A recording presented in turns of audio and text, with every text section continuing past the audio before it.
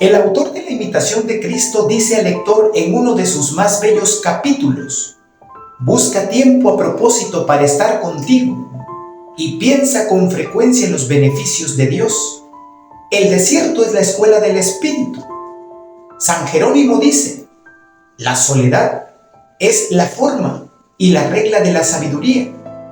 La soledad es por sí misma una predicación de la virtud. Es disponerse para ir al cielo, el apartarse del mundo. Y San Bernardo nos dice: la soledad es la muralla y el antemuro de las virtudes. Creed en mi experiencia. Aprenderéis más en las selvas que en los libros. Los bosques y las peñas os instruirán, os enseñarán lo que no pueden enseñaros vuestros maestros. En el desierto se aprende la verdadera sabiduría, que consiste en el conocimiento y vencimiento propio, y en el conocimiento y amor de Dios. Este doble aspecto lo sintetiza el pensamiento de la Imitación de Cristo citado al principio. La soledad es tiempo a propósito para estar con nosotros y para considerar los beneficios de Dios. Dentro del desierto, la soledad es regla o escuela de sabiduría, porque remueve los obstáculos de la santidad.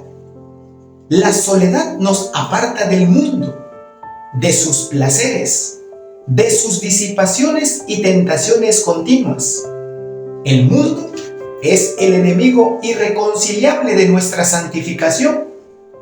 No nos damos cuenta, pero el efecto es igual. Si no huimos periódicamente a la soledad, el espíritu mundano en mayor o menor escala se nos entra fácilmente aún en los ambientes más espirituales, y esa irrupción inadvertida del mundo quita pureza a la santidad de las almas. La soledad nos libra también de una triple guerra. San Efrén en su doctrina nos dice que nos libera de la guerra de la vista. De las tres concupiscencias que constituyen el espíritu del mundo, una es la concupiscencia de los ojos, de la cual quedamos libres en la soledad. El mundo ofrece en la licencia pública de sus modas y costumbres amplia ocasión frecuente de pecar. Es necesario tener valentía para arrancar de ese medio los ojos, que encuentran continua ocasión de escándalo. Esta separación no siempre puede conseguirse por la huida material a la soledad, pero a lo menos exige siempre el discreto recogimiento y la auténtica modestia en nuestras miradas. De la guerra del oído, por el sentido del oído, entra la palabra de la adulación, que ensoberbece, la palabra de la detracción, que destruye el espíritu de caridad con los hermanos, la palabra de invitación al mal, la palabra frívola, la doctrina equivocada.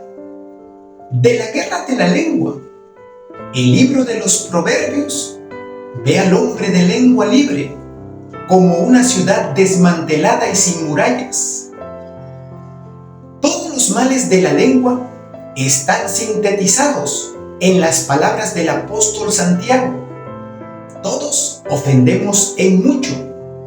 Si alguno no peca de palabra, es varón perfecto, capaz de gobernar con el freno todo su cuerpo. A los caballos les ponemos freno en la boca para que nos obedezcan, y así gobernamos todo su cuerpo. Ved también las naves, que con ser tan grandes y ser empujadas por vientos impetuosos, se gobiernan por un pequeño timón a voluntad del piloto. Así también la lengua, con ser un miembro pequeño, se atreve a grandes cosas. Ved que un poco de fuego basta para quemar un gran bosque. También la lengua es un fuego, un mundo de iniquidad. Colocada entre nuestros miembros, la lengua contamina todo el cuerpo, e inflamada por el infierno, inflama a su vez toda nuestra vida. San Basilio da la razón de esa unión con Dios producida en nosotros por la soledad, unión que hace crecer en nosotros la santidad, El que te habita, oh soledad, se eleva sobre sí mismo, porque teniendo el alma hambre de Dios, se pone sobre todo lo que es de la tierra. Está suspendida en la fortaleza de la contemplación y separada del mundo vuela hacia el cielo, y esforzándose para ver lo que es superior a todo, desprecia todo lo demás. Es decir, la soledad es apta para dedicarse a la contemplación y al conocimiento de Dios, de los que brota espontáneamente el progreso del alma en la vida sobrenatural. Finalmente, la imitación de Cristo describe los frutos positivos del retiro y la soledad enumerando los principales. 1. La soledad nos hace más hombre, haciendo que predominen no los bajos instintos y pasiones por los que el mundo se deja arrastrar, sino la parte más noble y serena del hombre, que actúa así regido por la luz de la fe y de la razón y ordenado por la templanza, la caridad y la prudencia. 2. Nos prepara para hablar con acierto y mostrarnos seguros en público. Valga por todos el ejemplo de San Juan Bautista.